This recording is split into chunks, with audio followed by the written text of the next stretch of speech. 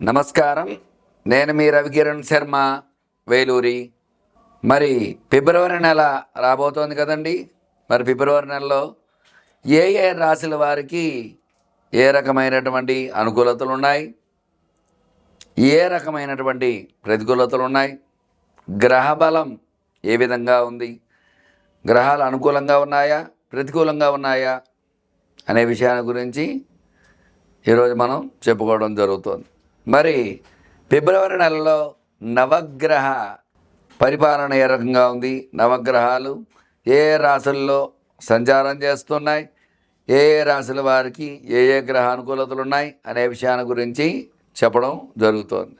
మరి గ్రహాలకు అధిపతి అయినటువంటి రవి మొట్టమొదటగా ఫిబ్రవరి 12వ తేదీ వరకు కుంభరాశిలో సంచారం చేయడం జరుగుతుంది. తదుపరి మీనరాశిలో సంచారం చేయడం జరుగుతుంది. అందువల్ల ఈ యొక్క కుంభరాశిలో మీనరాశిలో రవి సంచారం, కుంభరాశిలో సంచారం చేసినంత వరకు కూడా ఈ యొక్క కుంభరాశి వారికి ప్రతికూలతలు ఉంటాయి. అట్లాగే మీనరాశిలో సంచారం చేసిన తర్వాత మీనరాశి అధిపతి గురుడు కాబట్టి గురుడు ఉన్న రాశులు ఏవైతే ఉన్నాయో ఆ రాశులన్నిటికీ కూడా అనుకూలతలు వచ్చే అవకాశాలు ఖచ్చితంగా ఉంటాయి. అట్లాగే ఈ యొక్క నవగ్రహాల్లో తదుపరి గ్రహం చంద్రుడు ప్రతినిత్యము కూడా మారుతూ ఉంటాడు, నక్షత్రాన్ని బట్టి మారుతూ ఉంటాడు. కాబట్టి ఈ యొక్క 2.5 రోజులకు అంటే 2.5 నక్షత్రాలకి ఒకరోజు ఒక్కొక్క రాశి మారి ఇంకొక రాశిలోకి వస్తూ ఉంటాడు చంద్రుడు.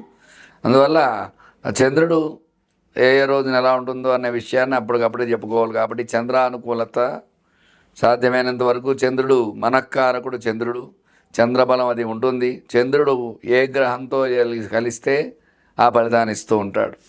శుభగ్రహంతో కలిస్తే శుభ ఫలితాలు, పాపగ్రహంతో కలిస్తే పాప ఫలితాలు వచ్చే అవకాశాలు ఉంటాయి. అలాగే తరువాతి గ్రహం కుజుడు. ఈ యొక్క కుజుడు ఫిబ్రవరి 24వ తేదీ వరకు కూడా మిథున రాశిలో సంచారం చేస్తున్నారు. తదుపరి కర్కాటక రాశిలో సంచారం చేయడం జరుగుతుంది. మరి కుజుడు అనుకూలత బట్టే వ్యాపారము, అలాగే వ్యాపార అనుకూలత, రుణ బాధలు, రుణ సమస్యలు, ధన సమస్యలు, వివాహ సమస్యలు, సంతాన సమస్యలు ఇవన్నీ కూడా కుజుడు ప్రధానంగా ఉంటాడు. కాబట్టి ఈ కుజుడు ఈ యొక్క మిథునంలో సంచారం చేయడం జరుగుతుంది ఫిబ్రవరి నెలలో. మిథున రాశి అధిపతి బుధుడు కాబట్టి ఈ యొక్క కుజ అనుకూలత ఉన్న రాశులను బట్టి ఆ రాశి బలాన్ని బట్టి ఖచ్చితంగా మనకు తెలియటం జరుగుతుంది. తదుపరి గ్రహం బుధుడు. బుద్ధి కర్మానుసారిణి, మన బుద్ధిని బట్టి మన కర్మ అనేది జరుగుతూ ఉంటుంది. కాబట్టి ఈ యొక్క బుధుడు 13 వరకు కుంభంలో తదుపరి మీనంలో ప్రవేశిస్తున్నాడు.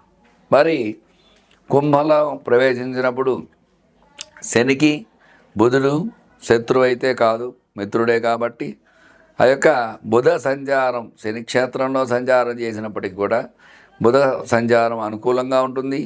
అలాగే తదుపరి మీనంలో అనుకూలంగా ఉంటుంది. ఎందుకంటే గురుడికి కూడా బుధుడు సముడే తప్ప శత్రువు అయితే కాదు. అందువల్ల ఈ యొక్క బుధ అనుకూలత అనేది ఈ నెలలో ఉంటుందన్నమాట అన్ని రాశుల వారికి. తదుపరి గురుడు ఆ బృహస్పతి సంచారం వృషభంలో సంచారం చేయటం జరుగుతుంది. మరి వృషభ రాశ్యాధిపతి శుక్రుడు, అంటే శుక్రక్షేత్రంలో గురు సంచారం చేయడం జరుగుతుంది. ఈ గురు సంచారం చేయడం వల్ల గురు అనుకూలత అనేది ఖచ్చితంగా ఏర్పడటం జరుగుతుంది. ఎందుకంటే ఫైనాన్స్గా చూసుకున్నట్లయితే శుక్రుడు అధిపతి, మరి విద్య, ఉద్యోగం ఇట్లాంటి వాటికి చూసుకున్నట్టు గురుడు అధిపతి. అటువంటి గురుడు శుక్రక్షేత్రంలో పడటం వల్ల అటు ఉద్యోగము మరియు ఈ యొక్క విశేషమైనటువంటి ధనం ఈ రెండు కూడా గురు బలం వల్ల వస్తూ ఉంటాయి. మరి తదుపరి శుక్రుడు మీనంలో సంచారం చేయడం జరుగుతుంది. మరి మీనరాశ్యాధిపతి గురుడు, మరి అదే మీనంలో రాహు సంచారం చేయడం జరుగుతుంది. అంటే శుక్ర రాహువుల కలయిక వల్ల కొంచెం ఇబ్బందులు వస్తూ ఉంటాయి. దంపతుల్లో అన్యోన్యత లోపించడం అట్లాంటివి చిన్న చిన్న సమస్యలు అవి కొన్ని రాశుల వారికి వచ్చే అవకాశాలు ఉన్నాయి. మరి తదుపరి శని సంచారం, శని కుంభంలో సంచారం చేయడం జరుగుతుంది. కుంభరాశి అధిపతి శని కాబట్టి శని అనుకూలత ప్రతికూలతను బట్టి ఉంటుంది. శని వల్ల శని భగవానుడు ఆయన అనుగ్రహం ఇస్తే చక్కగా వివాహం జరుగుతుంది, చక్కటి ఉద్యోగం వస్తుంది, చక్కటి సంతానం కలుగుతుంది. చక్కటి అనుకూలతలన్నీ కూడా శని భగవానుడి వల్ల వస్తూ ఉంటాయి. మరి ఆయన ప్రతికూలిస్తే అనారోగ్యం వస్తుంది, వివాహం సరిగ్గా సెట్టు కాదు, డబ్బు ఎలా వస్తే అలా ఖర్చు అవుతూ ఉంటుంది. ఇట్లాంటి సమస్యలన్నీ శని భగవాను వస్తాయి. ఈయన కుంభంలో సంచారం చేస్తున్నారు ఈ నెలలో. తదుపరి రాహు సంచారం, రాహు మీనంలో సంచారం చేస్తున్నారు. రాహు భగవానుడు అంటే సర్పకారకుడు, రాహుకేతువులు. రాహు వల్ల చక్కటి అనుకూలతలు ఉన్నాయి, చక్కటి ప్రతికూలతలు ఉన్నాయి. రాహు వల్ల దృష్టి దోషాలు, నరదృష్టి, నరఘోష ఇట్లాంటివన్నీ వస్తూ ఉంటాయి. అట్లాగే రాహు దృష్టి దోషాలు అంటే కళ్ళకు సంబంధించి వ్యాధులు, అలాగే నరాలకు సంబంధించి వ్యాధులు ఇట్లాంటివన్నీ రాహు వల్ల వస్తూ ఉంటాయి. తర్వాత కేతువు జ్ఞానకారకుడు, కన్యలో సంచారం చేయడం జరుగుతుంది. ఈ కేతు సంచారం వల్ల కన్యామిథునయో బుధః అన్నారు. అంటే బుధుడు అధిపతి. బుధవారానికి అధిపతి ఎవరండి? విష్ణుమూర్తి, గణపతి, అయ్యప్ప స్వామి ఇట్లా విశేషంగా చాలామంది ఉన్నారు.